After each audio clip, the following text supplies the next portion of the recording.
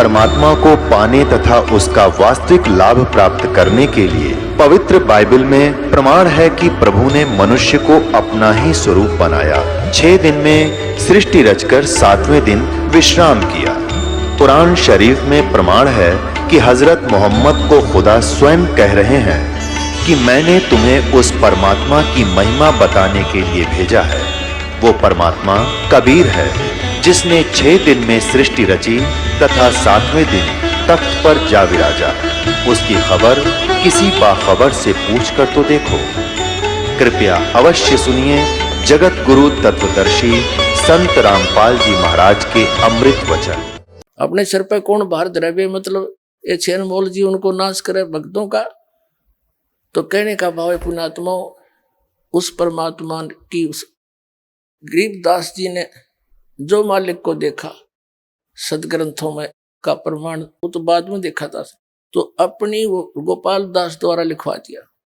और वो सदग्रंथ आज जिस दास के पास उपलब्ध है, वो ग्रंथ आदरणीय गरीबदास जी द्वारा आंखों देखा लिखा श्रीमद् भगवत गीता अध्याय नंबर 4 के श्लोक नंबर 32 में कहा कि अर्जुन, जो ज्ञान तूने अध्याय 4 के श्लोक 25 से लेकर 31 तक सुना, उसमें कोई तो देवताओं की पूजा करता है, उसी को सच्ची मान रहा है। कोई हठ योग करता है, उसी को सही मान रहा है। कोई मुंह पर पट्टी बांध के अहिंसावादी तीक्ष्ण व्रत करता है। कोई गीता और वेदों आदि का पठन पाठन करके स्वाध्याय करके उसी को फाइनल मान रहा है। और ये सब अपनी अपनी साधनाओं को पापनाशक मान रहे हैं। चौथे अध्याय के 32वें श्लोक में कहा कि जो तत्व ज्ञान उस सच्चिदानंद घन ब्रह्म ने स्वयं आकर के अपने मुख कमल से बोला है, वो तत्व ज्ञान है। और उसके अंदर इस यज्ञों की यानी धार्मिक अनुष्ठानों की जानकारी विस्तार के साथ की गई है, कौन से करने चाहिए कौन से ना करने चाहिए। तो उस तत्व ज्ञान को चौथे अध्याय के वो तत्व ज्ञान है। यहाँ इन्होंने गीता अनुवादकों ने, थोड़ा सा दिखाऊंगा, यहाँ गीता के अनुवादकों ने सभी ने ये गड़बड़ कर रखी है। इसमें चौथे अध्याय के 32वें श्लोक में एक ब्रह्मण्य मुखे शब्द है, ब्रह्मण्य मुखी, और इन्होंने उसका अर्थ बनाया सच्चिदानंद घन ब्रह्म के मुख कमल से उच्चरित वाणी उसने स्वयं आकर बोली। जैसे वेद प्रमाण करते हैं कि वो सतलोक से चलकर आता है, अच्छी आत्माओं को मिलता है, उनको उपदेश देता है। वो कबीर देव है, कबीर साहब है, वो परम अक्षर ब्रह्म है। तो इन्होंने वो तो समझ में तीन तबार थी न अनर्थ कर डाले हैं। जहां भी गीता जी का निर्णायक ज्ञान होना था वहीं इन्होंने उल्टे अर्थ कर दिए। अनुत्तम माने, एक छोटे से बालक ने पूछ ले 4वीं 5वीं कक्षा के न, उत्तम माने श्रेष्ठ और अनुत्तम उसका विपरीतार्थक अश्रेष्ठ। और ये अति उत्तम लिख रहे जिस तो श्रेष्ठ कोई और ही नहीं हो, झूठे कहेंगे। और वर्ज माने जाना होता है। यह गीता अध्याय नंबर 7 के श्लोक नंबर 18 में गीता ज्ञानदाता अपनी गति को अनुत्तम गति घटिया बता रहा है। और ये नौकर जिस तो उत्तम कोई और ना हो, अगर उससे उत्तम और ना होती तो वो गीता ज्ञानदाता 18वें अध्याय के 62वें श्लोक में क्यों कहता है कि उसकी शरण में जा, उसकी कृपा से तू परम शांति को सनातन परम धाम को प्राप्त होगा। 15वें अध्याय के 16 और 17 श्लोक में 3 पुरुष हैं। सरपुरुष तो ये ब्रह्म है, गीता ज्ञानदाता। अक्षर पुरुष ये 7 संग ब्रह्मांड का स्वामी है। और फिर 17वें श्लोक में 15वें अध्याय के में कहा कि उत्तम पुरुष है तू अन्य, श्रेष्ठ भगवान तो इनसे भी कोई और है।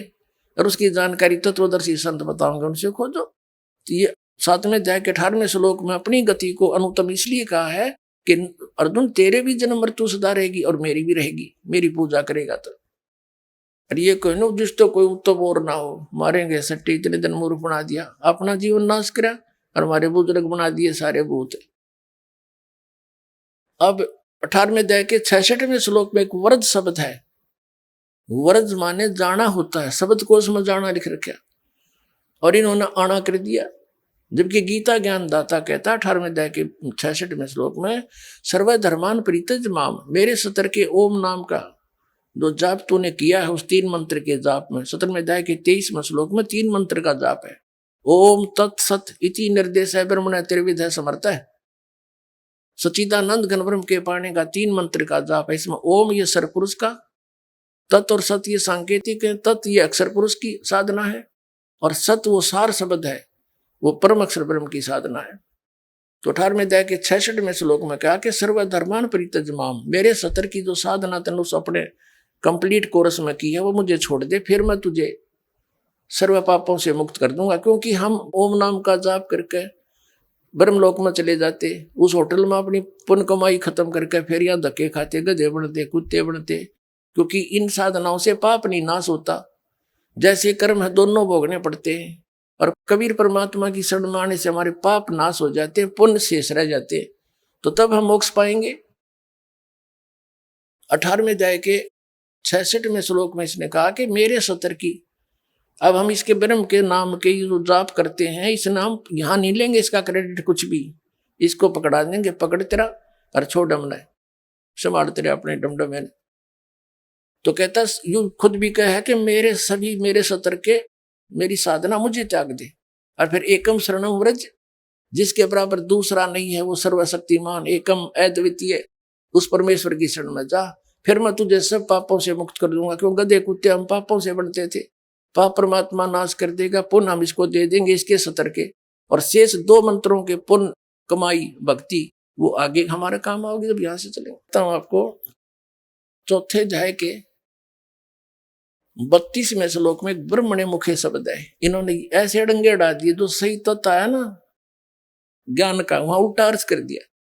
तो बता हम ब्रह्म के सारे, ये देखो श्रीमद् भगवत गीता, ये जयदयाल गोविंद का इसका अनुवादक है, गीता प्रेस गोरखपुर से प्रकाशित है। ये चौथे अध्याय का ये 32वां श्लोक है, अध्याय नंबर 4 का। इसमें क्या कहा है, और ये 32वां श्लोक है, ये कहा है एवं बहुविधा यज्ञा वितता ब्रह्मण मुखे, ये ब्रह्मण मुखे कर्मजान विदितान सर्वान एवं ज्ञातवा विमोक्ष से। इन्होंने क्या अर्थ कर दिया इसका, इस प्रकार और भी बहुत तरह के यज्ञ ब्रह्मण मुखे कर दिया। ब्रह्मण मुखे का अर्थ कर दिया वेद की वाणी, ये करना था सच्चिदानंद घन ब्रह्म की वाणी। ये कहां से प्रमाणित करेंगे अब देखना, 17वें अध्याय का 23वां श्लोक है। अब अध्याय नंबर 17 पर आगे हम, श्रीमद् भगवत गीता, ये 23वां श्लोक है। इसमें लिखा है कि ओम तत्सत इति निर्देश है, ब्रह्मण है, त्रिविध है, समर्थ है। अब इसमें ब्रह्मण शब्द है वही, और यहाँ इन्होंने इसका अर्थ सही कर दिया, जहां विचलित ना हुए। ओम ओम तत् तत् सत सत, ये सांकेतिक है दोनों शब्द। ये सरपुरुष का ब्रह्म का जाप है, ये अक्षर पुरुष का है, और ये परम अक्षर पुरुष का है। ओम तत्सत ये साधना है। ऐसे ये 3 प्रकार का ब्रह्मण माने सच्चिदानंद घन ब्रह्म का नाम कहा है। ब्रह्मण माने सच्चिदानंद घन ब्रह्म हो गया, तो हम यहाँ आ जाए, यहाँ न शर्म आ गई। सच्ची लिखते आना देख, अध्याय नंबर 4 का और श्लोक नंबर 32 में, ये फिर ब्रह्मण शब्द है, ब्रह्मण मुखे। यहाँ लिखा है इस प्रकार और भी बहुत तरह के यज्ञ, यज्ञ माने धार्मिक अनुष्ठान, वेद की वाणी में, इन वेद की वाणी कर दी। यहाँ लिखना था सच्चिदानंद घन ब्रह्म की वाणी में, उस परमात्मा ने अपने मुख कमल से बोले, उस वाणी में विस्तार से कहे गए हैं। उन सब को तू कर्म जान विधि, यह है शारीरिक क्रियाओं के द्वारा होते हैं। इसमें क्या बताया है कि उस तत्व ज्ञान के अंदर सच्चिदानंद घन ब्रह्म की वाणी में ऐसी साधना है जो हठ योग वगैरह बकवाद नहीं है, वो ये सारा साधना है। नाम उठत नाम बैठत नाम सोत जागवे, नाम खाते नाम पीते नाम सेती लागवे। यजुर्वेद अध्याय नंबर 40 के मंत्र नंबर 15 में कहा कि ओम करतु समर किलबे समर करतुम समर, क्योंकि वेदों में भक्ति की विधि परम सतर की है और ज्ञान पूर्ण परमात्मा का भी है। उसके विषय में ऑप्शन छोड़ दिया है वेद और गीता में कि तत्वदर्शी संत बताओगा, कंप्लीट कोर्स उससे पूछो। तो ये दास है भाई, वो समझ में आ जाता बच्चों, ये दास है वो तत्वदर्शी संत।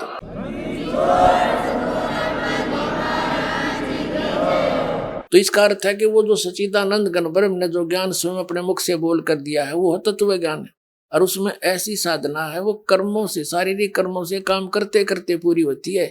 वो उसमें कर्म सन्यासी होने की जरूरत नहीं, कर्म योगी से बात बनेगी। काम भी करो अपना घर का, नाम उठत नाम बैठत नाम सोत जागवे, नाम खाते नाम पीते नाम सेती लागवे। इसका अर्थ ये है।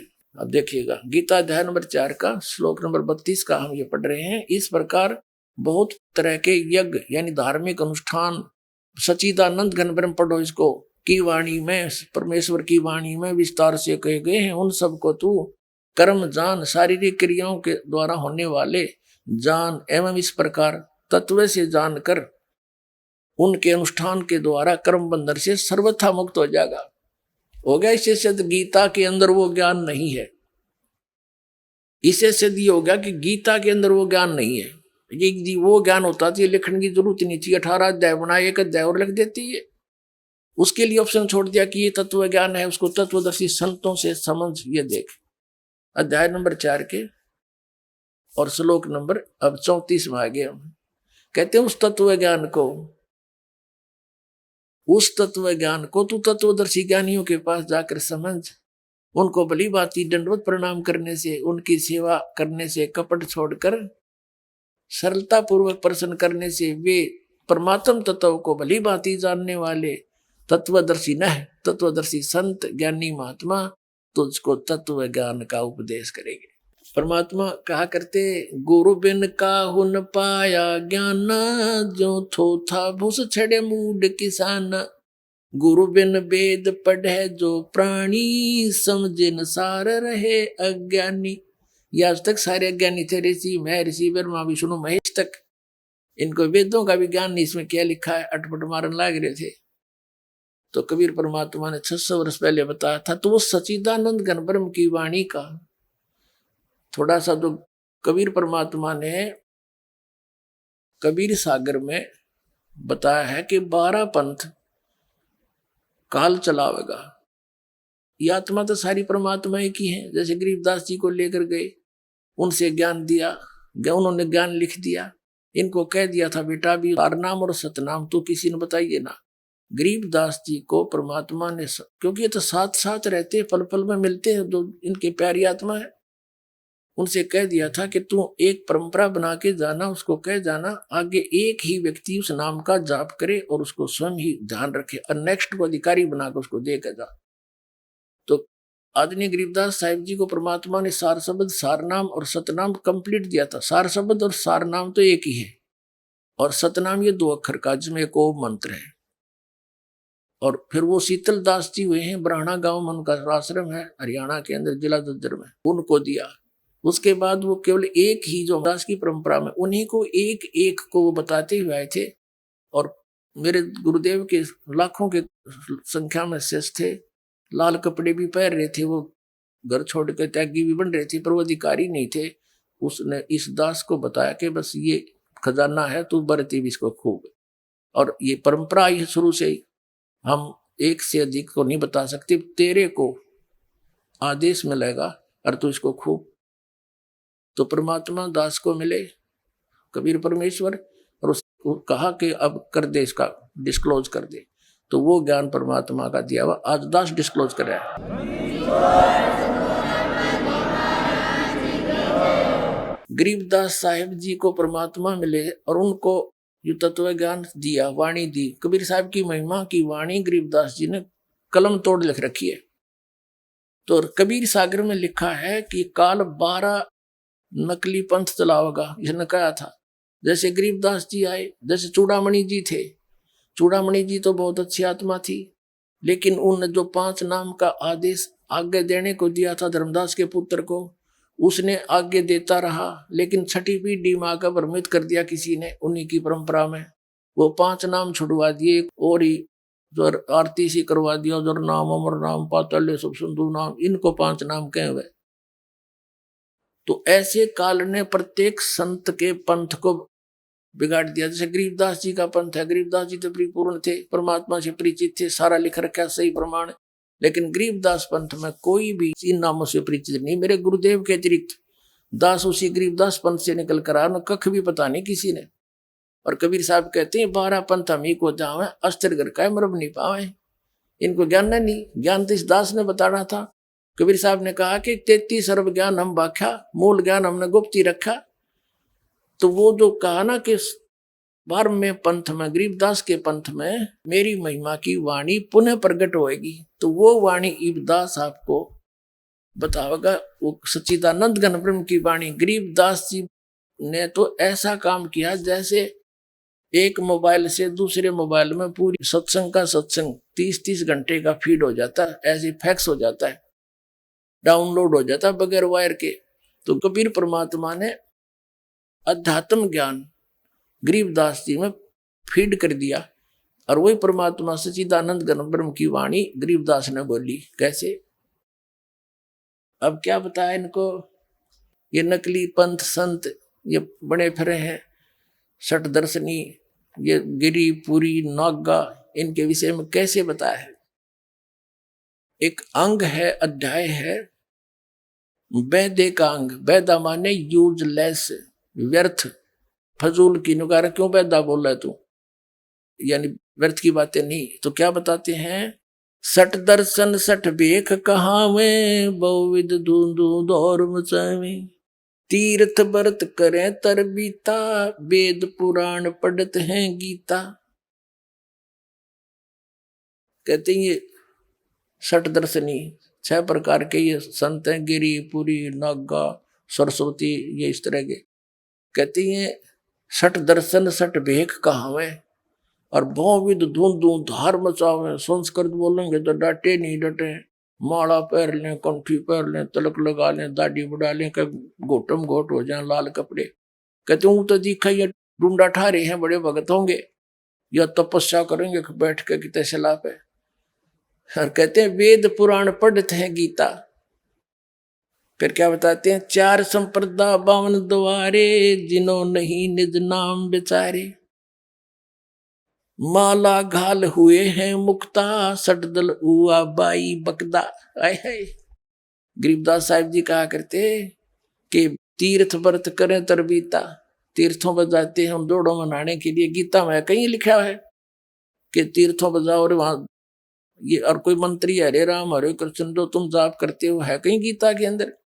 या वेदों में है? वेद पुराण पढ़त हैं गीता, तीर्थ व्रत करें तरबीता, 4 संप्रदा 52 द्वारे, जिन्हों नहीं निज नाम विचारे। इन्होंने निज नाम के ऊपर विचार नहीं किया, वास्तविक मंत्र से ये अपरिचित रहे।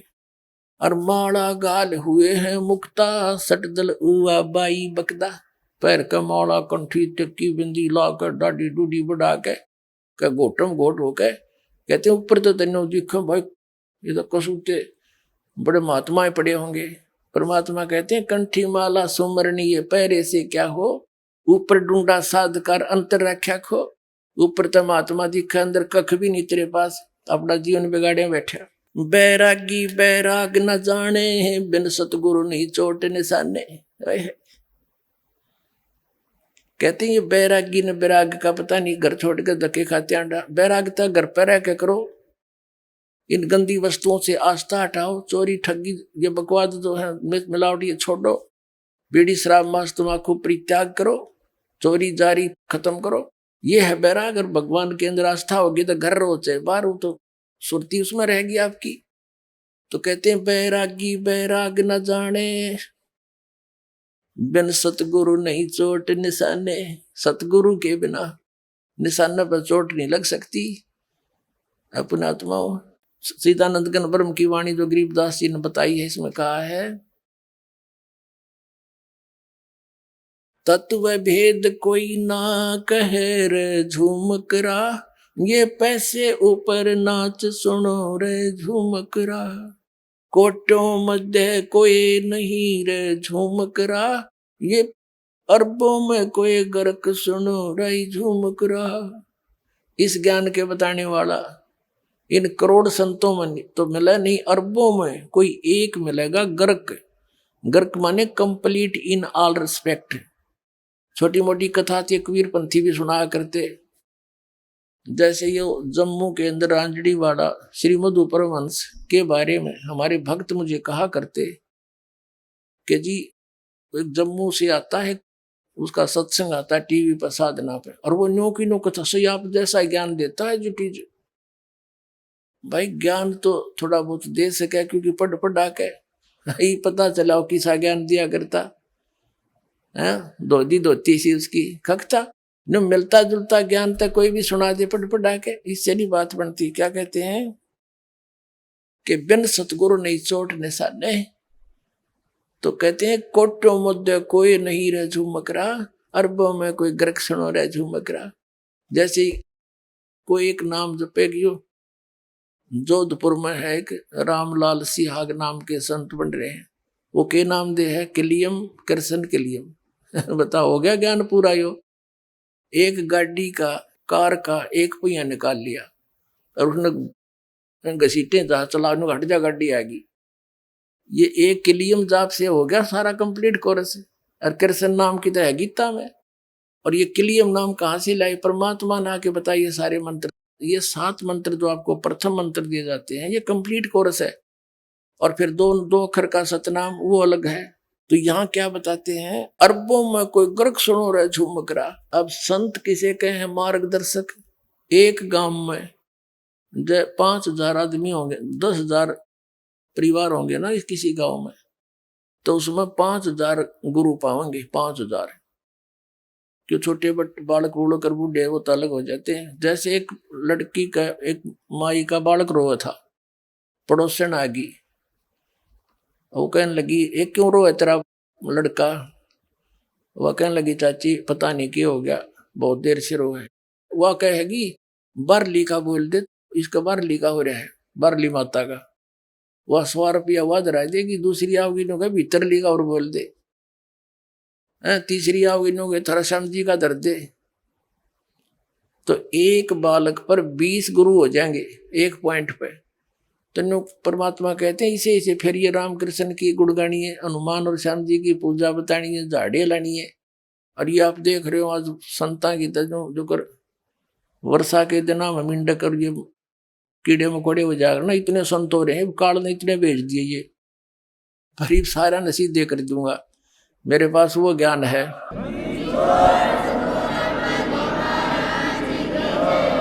कबीर साहब ने कहा था और ज्ञान सब ज्ञानड़ी, और कबीर ज्ञान सो ज्ञान, और जैसे घोड़ा तोब का करता चला मैदान, ये सब का मैदान हो जाएगा।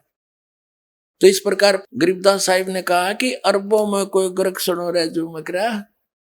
और यहाँ वही लिखा है कि बैरागी बैराग ना जाने, और बिन सतगुरु नहीं चोट निशाने। सही यथार्थ ज्ञान सतगुरु बिना नहीं दिया जा सकता है। यह हुआ भाई बक्के। फिर कहते हैं माला घाल हुए हैं मुक्ता, सट दल हुआ बाई बकदा। 12 बाट बिटम बिलौरी, सट दर्शन में भक्ति ठगौरी। यो भी बैदा है बैदे से भेद अलैदा। यो भी बैदा है, व्यर्थ है। बैदा माने योज लैस। सन्यासी 10 नाम कहावे, शिव शिव करे न सन से जावे। निर्वाणी निकंठ निसारा, भूल गए हैं वो ब्रह्म द्वारा। जंगम जैनी फोकट फैनी, नाम न चीन्या गुरु गुणहीना। नगन निराशा तनकू त्रासा, और पशु प्राणी स्वान समानी। कोई नंगे अंडे हैं, ये तो पशु कुत्ते भी अंडे नंगे, क्या इन्हें भगवान मिल जाएगा? शरीर ने त्रास देने लग रहे, यानी यथार्थ ज्ञान बिना नुंडले ढोरे हैं। ये वेदा ये भी व्यर्थ है। वेद पुराणी कथा कहानी, पढ़ पढ़ भूले अर्थ न खुले। ओए होए, कहते वेद पुराण इनको पढ़ कर इनके अर्थ इनको समझ में आए नहीं, खुले नहीं। और इनकी और कुछ कहानी बुना बुना कर बकवाद गढ़ रखी समाज में। वेद पुराणी कथा कहानी, पढ़ पढ़ भूले अर्थ न खुले। यो भी बैदा है बैदे से भेद अलैदा। फिर क्या बताते हैं? सन्यासी बैरागी से बड़े, ये तन पर छार लगावे हैं। छार माने राख को। और 500 नार 2500 लड़के ये धूमधार मचावे हैं। यो भी बैदा है बैदे से भेद अलैदा। यो भी बैदा, बैदा क्यों जाण्या, सबने सतगुरु बैठे नू जाण्या। गरीबदास जी से पूछा कि आप सब ने बताओ यो भी गलत, यो भी गलत, ये भी गलत, तो आपने कैसे पता लग गया? तो गरीबदास जी फैसला कर रहे हमने सतगुरु मिल गए नू जाण्या। क्योंकि परमात्मा सतगुरु का रूप धारण करके आते हैं, वो परमात्मा स्वयं थे कबीर साहब। और सतगुरु भी और परमात्मा भी आप ही है, सच्चा ज्ञान देने आते हैं। क्या कहते हैं? बैरागी सन्यासी से बड़े, तन पर छार लगावे हैं। और 500 नार 2500 लड़के धूमधार मचावे हैं। क्या बताते हैं कि घर छोड़ गया। जैसे गरीबदास जी ने लिखा है, एक नारी त्याग दीनी 5 नारी गैल बे, पाया न द्वारा मुक्ति का सुखदेव करीबो सैल बे। एक औरत को ये बेचारे प्रेरित होकर ज्ञान से पुण्यात्मा घर त्याग कर चले जाते हैं। किस लिए? कि घर क्यों छोड़ा? कि उन्होंने अपनी पत्नी को त्यागा।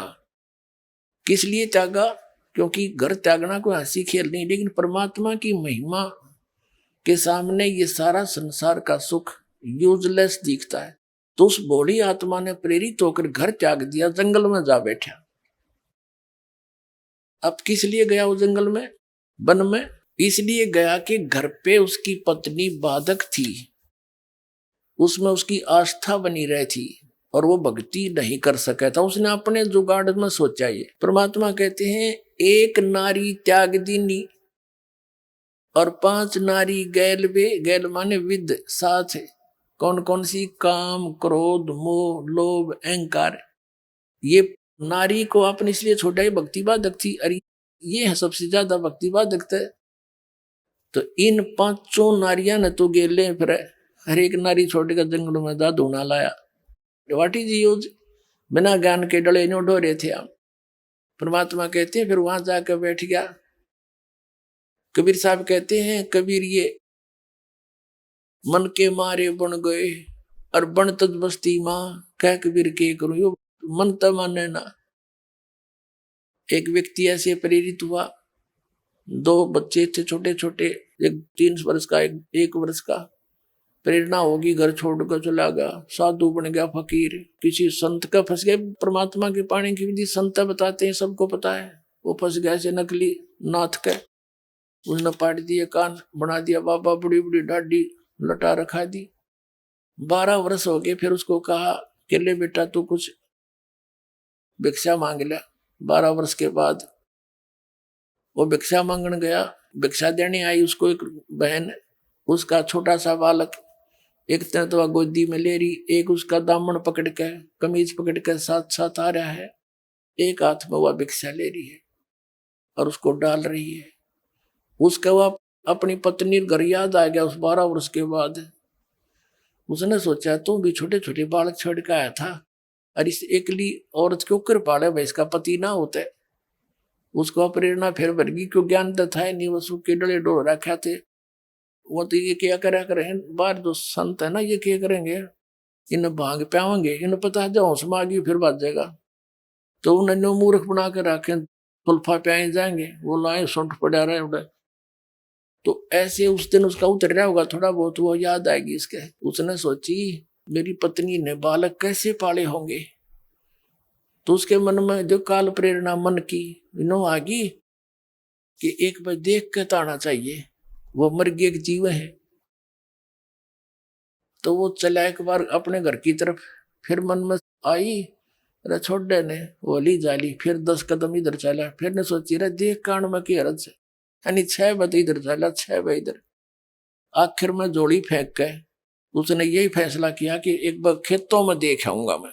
खेत थे उनके, किसान था, कि वहां पता लग जाएगा, खेतों में काम कर रहे होंगे तो जीव है ना तो मर गए। आवा था अपने खेत की तरफ, वहां उसकी पत्नी और उसका छोटा भाई देवर, उसकी पत्नी का देवर यानी उस बाबा जी का भाई छोटा, वो खेतों में अपने अपने खेतों में काम करे थे, बंटवारा कर रखा था। अब उसके देवर ने कहा उसकी अपनी भाभी ताई कि मेरा भाई आवे है। वह कहने लगी तू मजाक मत करे, अगर सारी अंत नहीं आई अच्छी बात लगे, मेरा क्यों याद दिवावे तू। उन्होंने बोला साची कहूं देखो आने लग रहा। वह बोली ना ये तो बाबा जी है। वो बोला चाल तो लगे उससे कैसी, और हमारे खेता का नहीं बाबा आके का मान का वो पाओगा। वह बोली रहने दे। वो कहने लगा देख तू मेरा थोड़ा सा, वो बोली आ भी गया तो फिर जाएगा। ने बोला राखते मैं दूंगा इसने, पर मेरा थोड़ा सा साथ दे दे तू।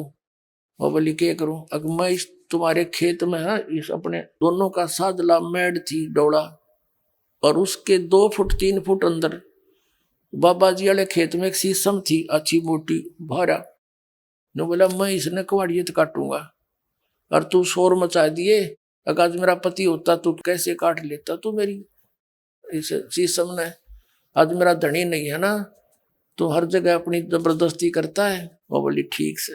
अब वो खेत में आली ले जाता, साथ में छोटा कुआड़ी हफ्ते के शीशम कट्टे थी, वो उसका लाग गया मारने, वह लगी शोर मचाने कि क्यों काटे हमारी शीशम ने। वो ने कहा मेरे खेत में है, वन बोली झूठ बोला, देख 4 फुट मेरे खेत में है। तो फिर उसने जो बतलाई हुई थी बात वह सारी ऊंची ऊंची लाग गई बोलन कि आज मेरा खसम होता तो तू के काट लेता, देख सरे हम हंगा कर रहा। बाबा जी ने सोचा जो मेरा भाई है या पत्नी है, इनका क्या झगड़ा हो रहा हो। एक जवार थी, जवार खड़ी थी ऊंची ऊंची खेती, उसका वहां का बढ़ गया, सुनते लो जानते के बोल रहे हैं। उड़ा सुनी उन्हें सारी कहानी, ताकि तो भाई मारी सी सबने काट रहे हैं। वह कह रही थी कि देखो आज मेरा पति होता तू के काट लेता, देख सरेआम नो का मेरे खेत में। तो उसने सोची तो भाई बात बिगाड़ दी इसने, मारी शीशम काटे मारे खेत के में और अपनी बतावे। एकदम बाहर आकर ने बोला रहे एक लिए नहीं है, मैं भी आ लिया हूँ। अब उसका भाई उनकी तो बात आपस में बतलाई हुई थी, वो बोला रहा तू कौन भाई बीच में ना बोला कर किसी का ना पिटेगा तू जा दे। ने बोला मैं शीशम वाला हूँ। बाबा जी बोला, ने बोला जाता रहे तू शीशम वाला, मेरा भाई सा था तेरे कैसा, दाढ़ी थी ना मुँह उसके बकवादी आदमी भाग दे। वो बोला अच्छा डट जा। उड़ा खेतों में कोई नाई आ रहा था किसी के बाल काटने, उसके पास गया, ने बोला रे मेरी दाढ़ी मुझ काट फटाफट, अरे बाल काटे। बोला के बात, बोला फलाना हो मेरा भाई मन पछाणता कोई ना, और हमारी शीशम काटने लग रहे। नाई ने कर दिया काम, जब मशीन फेर दी। आके ने बोला देख ओए हूँ, ने बोला आइए रे मेरा भाई, सीने का लगा लिया छोटे भाई ने बोला संभाल तेरी शीशम ने, उड़ा पकड़ा दिया हड़ भाई ने, हो गया बाबा जी जैसे थे। अब कबीर साहब कहते हैं मन के मारे बन गए और बन तज बस्ती माँ, कह कबीर के करूँ यो मन त माने ना, मन मानना भगवान के ज्ञान थे। अब यू बकवाद करके दिखाइए यो मन, ऐसा ज्ञान दे देंगे कहीं रही हो वहां भगवान साथ साथ चलेगा। अब क्या बताते हैं, एक नारी त्याग दीनी 5 नारी गैल वे, वह मोह ममता नो की नो नारी गेल अंडे थी, वह खींच लाई उल्टी है उसने। तो परमात्मा कहते हैं इनको तू यहीं घर पर रह के त्याग, आत्मा जब इस चीज ने मान लेगी तो फिर कितने रहे तू, ये संसार के बारे में इस ज्ञान से पता लग जाएगा। हम कुछ दिन के मेहमान हैं, परिवार हमारा एक संस्कार से जुड़ा हुआ है, परमात्मा के बच्चे हैं। इनको हमने उस परमात्मा से दिए हुए जो मालिक देता है धन, उसके आधार से इनकी परवरिश भी ना करते हैं तो भी हम दोषी हैं। क्योंकि जैसे एक नौकर होता है और उस नौकर को मालिक पूरा जेब खर्च देता उसके बच्चों को कपड़े लाने का, खाना खिलाने का, और उसमें से जब वो गलती करता है, उनकी नहीं सेवा करता है, तो फिर वो नौकरी से बर्खास्त हो जाएगा। उसको खूब पता होता है, तो वो अपने बच्चों से भी अधिक प्यार देता है मालिक के बच्चों को, और उसके द्वारा दिए हुए धन को उन्हीं पर व्यय करता है। तो इसी प्रकार ये सभी उस परमात्मा के संस्कारी हंस हैं। आपका कर्तव्य बनता है इनकी पालन पोषण उस मालिक के दिए हुए उसको धन से, लेकिन इनको अपने मानना यह आपकी मूर्खता है या अज्ञानता, ये इस ज्ञान की चांदने से हट जाएगी। जैसे वो नौकरानी उन बच्चों को इतना प्यार करती है अपनों के लगभग अपने जैसा ही, और जब उसको वहां से नौकरी छूट जाती है फिर झांकती भी ना उसकी तरफ, उसको पहले पता था मेरे नहीं है लेकिन मालिक के तो है, उनसे भी प्यार रखना है। ऐसे भाव बनेगा आपका एक दिन, ये सत्कर मान लियो, इस ज्ञान से बनेगा, और भक्ति की शक्ति आपके इस मन की बकवादों को स्थिर कर देगी ना, नो की नो बात है। तो फिर डगमग होने की जरूरत है ना पड़े। बकवाद चोरी जारी ठगी और रिश्वतखोरी किस लिए करेंगे, कर्म फोड़ने जो परमात्मा हमें देगा हमारे संस्कार में, और उससे भी अधिक देगा भगवान मिल गया। हम 2 नंबर का काम करके पैसा इकट्ठा करेंगे, वो पैसा नहीं रहेगा आपका, और वो पाप न्यो के न्यो रह जाएंगे। ये बहुत लंबी कथाएं हैं। और जो दास आपको बताना चाहा था कि ये इस प्रकार उस परमात्मा की भक्ति से, ज्ञान से, और इस तत्व ज्ञान के अंदर ये सारा निर्णायक ज्ञान है, इससे आपको उस परमात्मा के पाने में घर बैठे ही सुविधा रहेगी। जैसे कबीर साहब कहते हैं कि डंब करें डूंगर चढ़े, अंतर जीनी झूल, और जग जाने यो बंदगी करे, यो बोवे सूल बबूल। जैसे एक ऊंचे से टीले पे बैठा कर बाबा जी हमने देखे कई जगह, जहां सब ने दिखे, धूणा ला लिया, चमटा गाड़ दिया, नो बैठा, तो आम आदमी प्रभावित होता, आत्मा तो देखती है कि वो भगत है, माथा टेकेंगे, उड़ा चढ़ावा शुरू हो जाएगा, उड़ा उसका आश्रम बन जाएगा। परमात्मा कहते हैं ये साधना है। कहते हैं डंब करें, पाखंड करें, डूंगर चढ़े, ऊंचे पे बैठेंगे, और अंतर जीनी झूल, अंदर न्योकी ने वो 5 नारी तैयार बैठी, और जग जाना यू बंदगी करे, भक्ति करे, यू बोवे सूल बबूल। कबीर साहब कहते हैं घर छोड़कर चले गए, फलाहार करते हैं, नगरी में भी नहीं आते, आदमियों को देखकर भागकर गुफाओं में बढ़ जाते हैं। ऐसे साधु और भोली श्रद्धालु ने सोचा भाई महात्मा पड़ा है, वो तो आदमियों के दर्शन भी ना करता। कबीर साहब कहते हैं केले की कोपीन है, तन पे कपड़ा भी नहीं, केले का पत्ता बांध रखा पर्दे पे, केले की कोपीन है, फूल फान फल खाई, और नर का मुख नहीं देखते, दो बस्ती निकट नहीं जाई। वो जंगल के रोज है जो मनुष्यों बिद के जाई, निस्तिन फिरो उजाड़ मैनो भगवान पावे नाई। डेरे डंडे खुश रहो खुश रे लेना मोक्ष, ये धरु प्रहलाद उधर गए बता घर में के दोष। जिन धरु और प्रहलाद को तुम पार मानते हो, ये घर में रहे, इनका ब्याह हुआ, बालक बच्चे थे, फिर सत साधना करो, जो जिस सतर की उनने करी और वो घर में करी, उनको तुम मोक्ष मानते हो। और जो साधना हम बताएंगे, डेरे डंडे खुश रहो, यदि घर छोड़ कर जानते हैं या केवल बाल ब्रह्मचारी रहने से भगवान मिले, तो जड़ा न शब्द पहले मिले, तो दुराचार बुरा बताया भगवान ने। कहते हैं डेरे डंडे खुश रहो, ये खुश रह लेना मोक्ष, थारे दरु प्रहलाद भी पार हो गए, फिर गृहस्थी में के दोष। तो इस प्रकार परमात्मा ने जो साधना बताई पुण्यात्माओं, ये सत्य है और शास्त्र अनुकूल है, इसको ग्रहण करो, अपना कल्याण करवाओ। बोलो सतगुरुदेव।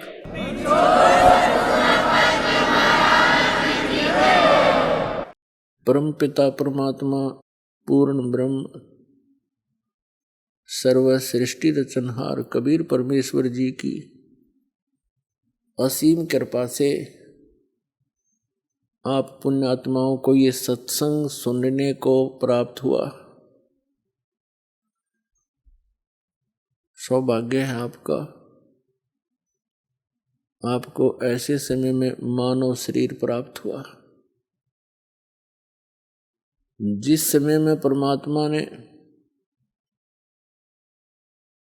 ये मोक्ष मार्ग, यथार्थ भक्ति मार्ग, सत्य साधना, सत्य ज्ञान अब सार्वजनिक करने का आदेश दे रखा था।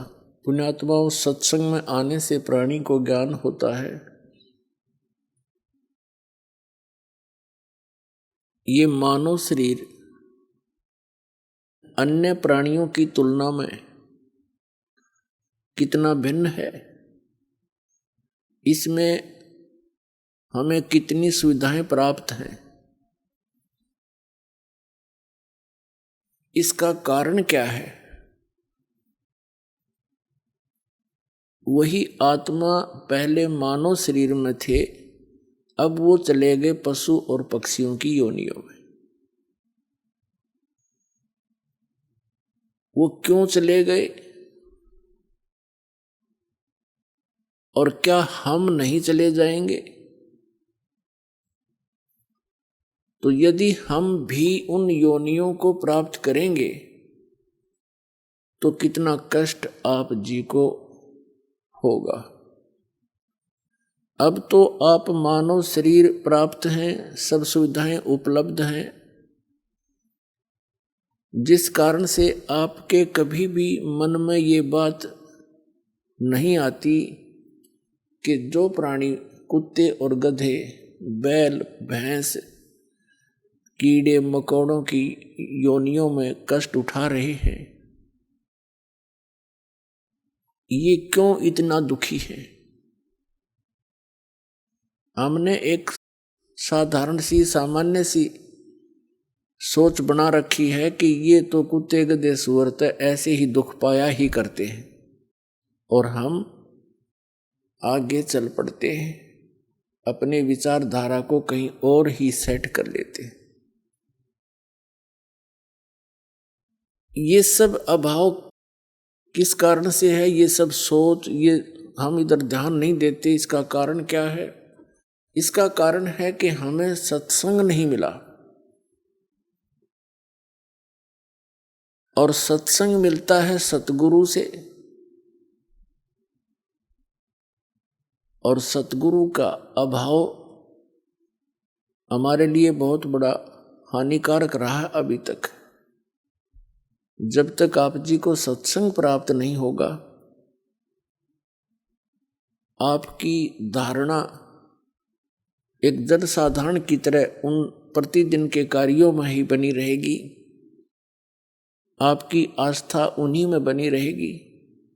जैसा कि हमें तत्व ज्ञान होने से पूर्व हमारा जो दिनचर्या थी, जो हमारा उद्देश्य था, टारगेट था, वो क्या था?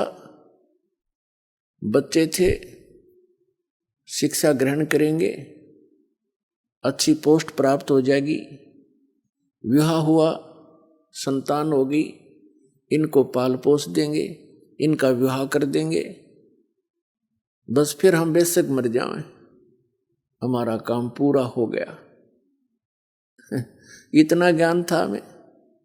मानव जीवन का क्या इतना ही कार्य था? ये तो पशु पक्षी भी करते हैं, और मनुष्य से ज्यादा प्यार से करते हैं। एक बंदरिया अपने बच्चे को सीने से लगाए फिरती है, उछल कूद मचाती रहती है। एक चिड़िया अपने बच्चे के, एक पक्षी अपने बच्चों को आहार खिलाता है, पहले जंगल से अपने मुख में भर के लाता है उनके लिए, और अपने मुख से निकाल कर उनको देता है। इतनी ममता उनके अंदर भी है। और यही कर्म अगर मनुष्य का था तो फिर क्या फायदा है मनुष्य जीवन को इतनी सुविधा देने का? इसका मूल उद्देश्य कुछ और है, जो आपको सत्संग से पता चलेगा, और हमें भी फिर सत्संग से पता चला। जो भक्त आत्माएं अन्य संतों के पास जाते हैं, वो भी सोचते हैं कि हम सत्संग सुन रहे। ये उनकी बहुत बड़ी भूल है, उनके पास सत्संग नहीं है। दास ये कहे कि इस ब्रह्मांड में 21 ब्रह्मांड में इस दास के अतिरिक्त वर्तमान में किसी के पास सत्संग नहीं है, तो ये बात भले ही भगत समाज को खटके एक बार, लेकिन ये सत्य से परिपूर्ण है।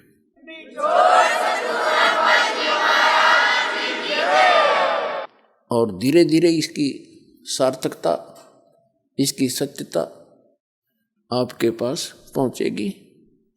फिर आप इस दास के इन वचनों को सुनकर आंखों से आंसू बहाया करोगे कि सचमुच वो ज्ञान था, उनको क्या कहेगा पता नहीं।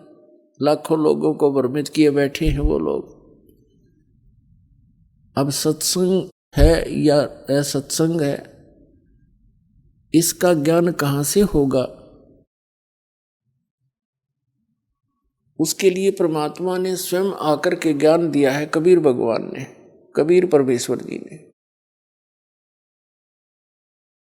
उस समय वो परमात्मा स्वयं सतगुरु रूप में आए थे, लेकिन वो परमात्मा भी थे। वो आते ही इस लोक में इस उद्देश्य से हैं कि मैं अपने बच्चों को, अपनी आत्माओं को अपनी जानकारी स्वयं बताऊं, सत्य सत्य बताऊं, सच्ची साधना इनको बताऊं, और ये इस साधना, इस विधि से करके, इस प्रकार मर्यादा में रह करके ये यहाँ काल के जाल से निकलकर सतलोक आ जावे। प्रत्येक युग में कबीर परमात्मा आते हैं,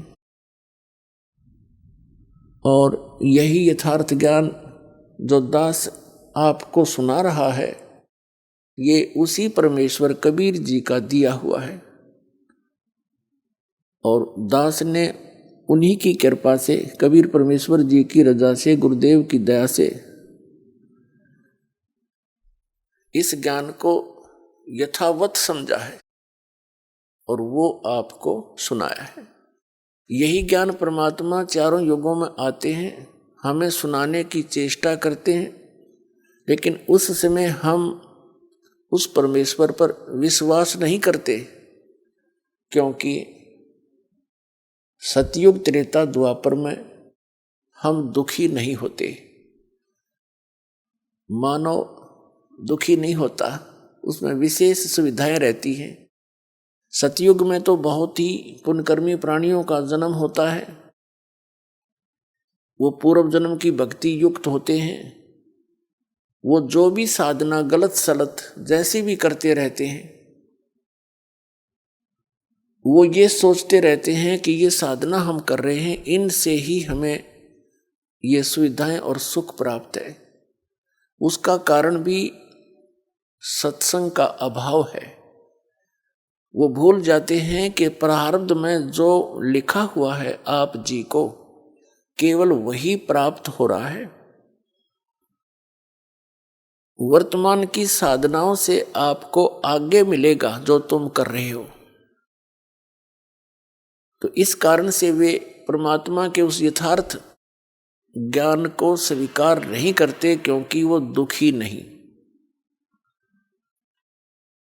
यही स्थिति त्रेता में, यही द्वापर तक रहती है, और कलयुग के प्रथम चरण में भी बहुत ही ठीक सी अच्छी सी आत्माओं का जन्म ही होता है,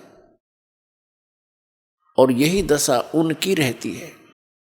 दूसरा कारण ये होता है कि हम अशिक्षित होने के कारण सद्ग्रंथों से अपरिचित रहते हैं, और जो हमारे धर्मगुरु हुआ करते हैं और पहले थे, वे एक भाषा विशेष से तो परिचित होते थे, लेकिन सद्ग्रंथों की सत्य से, उस यथार्थता से वो अपरिचित होते थे।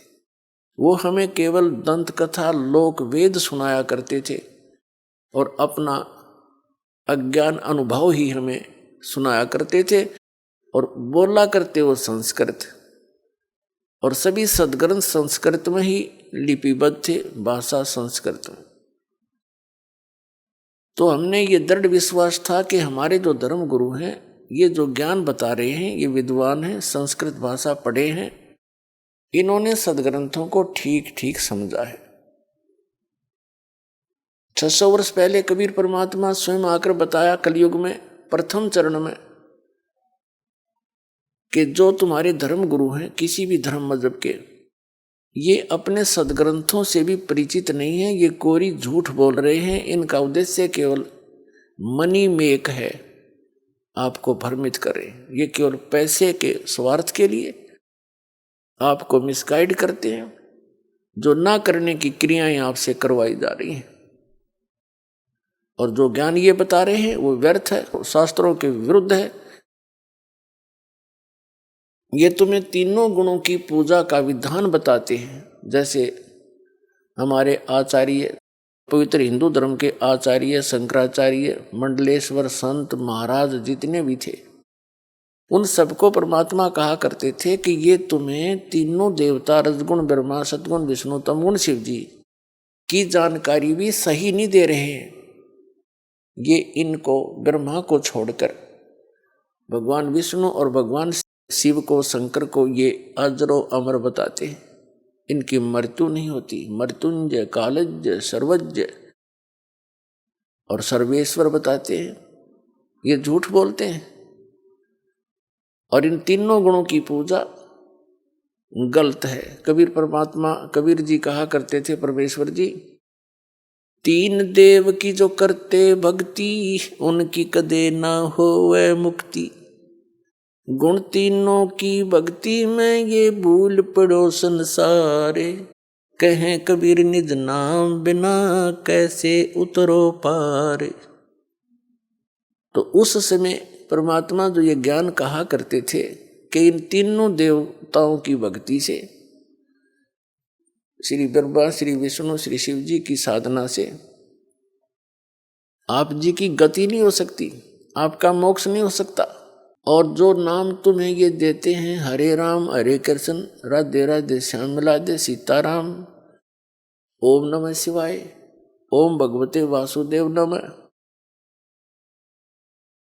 और भी अन्य सहस्रनामा विष्णु जी का बना के आपको दे रहे हैं, ये मंत्र वास्तविक नहीं है। और वास्तविक नाम के बिना जीव का मोक्ष नहीं हो सकता। रोगी है, उसको यथार्थ औषधि नहीं मिलेगी, उसका रोग कैसे नाश होगा। और उसको कोई ऐसे भांग खिलावा है और कहता है मैं तेरा रोग नाश की दवाई दे रहा हूं, तो वैद्य की औषधि को वैद्य ही बताता है। तो उस समय हम अशिक्षित थे, परमात्मा पर अविश्वास हुआ, उनके ज्ञान पर। और हमारे धर्म गुरु जो हमें टोटली सारा का सारा शास्त्र विरुद्ध ज्ञान और साधना समाधान बता रहे थे, उस पर हमें विश्वास रहा। तो उस समय कलयुग के प्रारंभ में भी बहुत सी अच्छी आत्माओं का जन्म होता है। जो हमारी उम्र के हैं इनको पता है, आज से 50 वर्ष पहले जब हम कुछ जानने योग्य हुए थे छोटी आयु में, उस समय के लोगों के विचार, उनके अंदर कितनी सहनशीलता, आपस में प्यार भाव, और वो तकरीबन सभी ठीक रहते थे, स्वस्थ भी रहते थे, उनके परिवार भी स्वस्थ रहते थे, कोई विशेष आपत्ति नहीं आती थी एक आध परिवार को छोड़कर। तो वो अच्छी आत्माएं थी, उनके पिछले जन्म के संस्कार ही उनको प्राप्त थे। और वो बिल्कुल भक्ति भी नहीं करते थे, क्योंकि दास का जन्म जिस वर्ण में हुआ है, इस किसान जाट वर्ण में।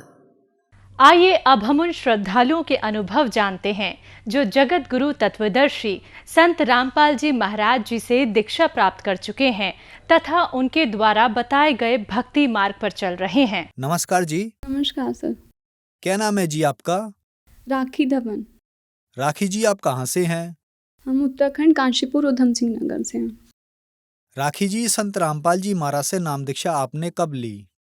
संत रामपाल जी महाराज जी से नाम दीक्षा हमने 2014 में ली, 27 अप्रैल में। राखी जी, आपने क्या क्या भक्ति साधनाएं की हैं? कृपया हमारे दर्शकों को बताएं। संत रामपाल जी महाराज जी से नाम दीक्षा लेने से पहले मैं सभी देवी देवताओं की भक्ति करती थी और व्रत भी रखती थी। सर, मैंने एक मथुरा में एक संत रहते हैं, स्वामी हरि चैतन्यपुरी जी महाराज, मैंने उनसे भी नाम दीक्षा ले रखी थी। तो फिर आप संत रामपाल जी महाराज जी की शरण में कैसे आईं?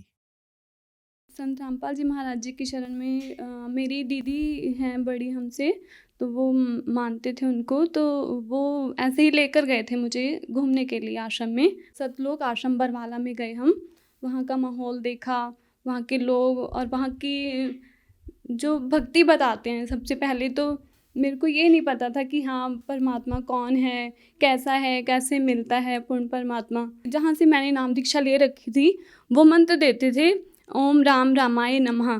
तो जब मैं वहाँ गई तो मैंने तो कभी शास्त्र खोल के नहीं देखे थे, तो वहाँ उसमें लिखा था, मतलब गुरु ग्रंथ साहब जी में लिखा है कि सोई गुरु पूरा कहावे, जो 2 अक्षर का भेद बतावे, एक लखावे एक छुड़ावे, तब प्राणी उस घर को जावे। तो मेरे दिमाग में यही रहता था, अरे ये तो वो मंत्र नहीं है जो शास्त्रों में लिखे हैं। बस ये कुछ सवाल थे जो सतलोक आश्रम बरवाला में जाकर मेरे सारे सवालों का जवाब मिल गया मुझे। जब मैं आश्रम में गई वहाँ फिर मैंने संत रामपाल जी महाराज जी से नाम दीक्षा ली। क्या लाभ हुए आपको संत रामपाल जी महाराज से नाम दीक्षा लेने के बाद? हाँ जी सर, मुझे बहुत सारे लाभ प्राप्त हुए हैं। सबसे बड़ा लाभ तो ये हुआ कि मेरा बेटा है 8 साल का, और संत रामपाल जी महाराज जी से नाम दीक्षा लेने के बाद वो आज बिल्कुल स्वस्थ है। उसके हार्ट में प्रॉब्लम थी, उसके हार्ट में छेद था, और संत रामपाल जी महाराज जी से अरदास की हमने। संत रामपाल जी महाराज जी ने बोला कि बेटा भक्ति करो, सद्भक्ति करो, तो वो ठीक हो गया। वो अभी तो 8 साल का है, मेरे साथ आया है। ये है वो बेटा मेरा। नमस्कार जी, नमस्कार। क्या नाम है जी आपका? युवराज धवन। क्या प्रॉब्लम थी आपको? हार्ट में छेद था मेरे। क्या क्या परेशानियां होती थी आपको? हार्ट में प्रॉब्लम रहती थी मेरे। सर ये इसको निमोनिया रहता था बहुत ज़्यादा। मैं सारी सारी रात जागती रहती थी कि मैं तो सोती ही नहीं थी सारी सारी रात, उसके फेस को देखती रहती थी, अभी इसको कुछ हो ना जाए, कुछ हो ना जाए इसको। संत रामपाल जी महाराज जी की इतनी दया हुई कि आज मुझे ऑपरेशन भी नहीं करवाना पड़ा। मेरे घर की आर्थिक स्थिति बहुत ख़राब थी। मैंने अभी किसी और को भी देखा, बच्चे देखे मैंने हार्ट की प्रॉब्लम के, कि उसको मतलब सांस एकदम से सांस फूल जाता है, वो खा पी नहीं सकता, फीवर रहता है हमेशा। और संत रामपाल जी महाराज जी की इतनी दया इस बच्चे पे कि ये बिल्कुल मतलब खेलता है, बिल्कुल भागता इतना है, सबसे ज़्यादा घर में खेलता है, और इसको कभी कोई सांस नहीं आया चढ़ा, और ये खूब स्वस्थ है आज बिल्कुल संत रामपाल जी महाराज जी की दया से। सर ये कुछ रिपोर्ट्स हैं जो मेरे बेटे की हैं, और इसको हार्ट की प्रॉब्लम थी। आज आप खुद देख सकते हो कि संत रामपाल जी महाराज जी की सद्भक्ति से कितना लाभ मिलता है। एक सद्भक्ति करने से ही मेरा बेटा आज बिल्कुल स्वस्थ है, और मैं लाखों रुपए का खर्चा करती जो आज मेरे को 1 रुपए का भी खर्चा नहीं करना पड़ा। मालिक की इतनी दया हम पर। आप भी देखो, आप खुद देख सकते हो आप कि रिपोर्ट्स कितनी नॉर्मल है। अब वो बेटा मेरा नॉर्मल है और रिपोर्ट्स क्या बोलती हैं। सर मेरा बड़ा बेटा है, वो ऑपरेशन से हुआ था, तो उसके दौरान मुझे एक बीमारी हो गई थी कि मेरे हाथ पैर सुन्न हो जाते थे एकदम से। तो मुझे लगता था कि मैं अभी मर जाऊंगी, बिल्कुल अभी मर जाऊंगी। तो संत रामपाल जी महाराज जी की भक्ति में कुछ मतलब इतना सद्भक्ति है, वो उसको करने से इतना लाभ मिला मुझे। भक्ति करते करते मुझे पता ही नहीं चला कि वो मेरी बीमारी कैसे ठीक हो गई। आज मैं बिल्कुल ठीक हूँ। सर मेरी आर्थिक स्थिति बहुत ख़राब थी, बहुत ज़्यादा ख़राब थी। मतलब बच्चों को पालना भी मुझे ऐसा लगता था कि पता नहीं मेरे बच्चे पलेंगे कैसे। दूसरों के आगे हमेशा भीख मांगनी पड़ती थी मुझे कि हाँ आप मेरी हेल्प कर दो, मुझे कुछ दे दो। मैंने मतलब मेरी आर्थिक स्थिति बहुत ख़राब थी। आज संत रामपाल जी महाराज जी की दया से मैं बहुत बहुत ठीक हूँ। आज मेरे बच्चे भी बहुत ठीक हैं, सब घर में सब कुछ ठीक है सब। सर मेरा पार्लर है और मेरे हस्बैंड है, वो उनका मेडिकल स्टोर है, डॉक्टर हैं वो खुद। आज मालिक की दया है हम पर, सब बहुत ही अच्छे से है। सर आर्थिक स्थिति तो हमारी बहुत ही ठीक हो गई। अब तो मुझे बहुत सारे लाभ प्राप्त हुए हैं संत रामपाल जी महाराज जी से नाम दीक्षा लेने के बाद। राखी जी, संत रामपाल जी महाराज से नाम दीक्षा लेने के बाद आपके साथ बहुत बड़ा चमत्कार हुआ। आज टीवी पर आपको लाखों दर्शक देख रहे हैं, और अगर वो भी अपनी लाइफ में किन्हीं कारणों से परेशान है, दुखी हैं, खास करके महिलाएं, तो उनके लिए आप क्या कहना चाहेंगी? संत रामपाल जी महाराज जी से नाम दीक्षा लें और अपना कल्याण करवाएं। जो नशा करते हैं इतना, और उनके हस्बैंड पीटते हैं इतना, और शराब पी के और मांस खाते हैं इतना, संत रामपाल जी महाराज जी की भक्ति करने से ये सब चीज़ों से मुक्ति मिलती है हमें। जो आज स्वच्छ समाज तैयार कर रहे हैं हमारे गुरु जी। आप भी सद्भक्ति करो और परमात्मा से नाम दीक्षा लो और अपना कल्याण करवाओ। संत रामपाल जी महाराज से नाम दीक्षा कैसे ली जा सकती है? संत रामपाल जी महाराज जी का बहुत सारे चैनलों पे सत्संग आता है, नीचे पट्टी चलती है, उस पर कॉन्टैक्ट नंबर हैं, आप कॉल करके उनसे संपर्क कर सकते हैं। आपको नाम दीक्षा केंद्र का पता बता दिया जाएगा और आप नाम दीक्षा ले सकते हैं। धन्यवाद जी। सत साहिब।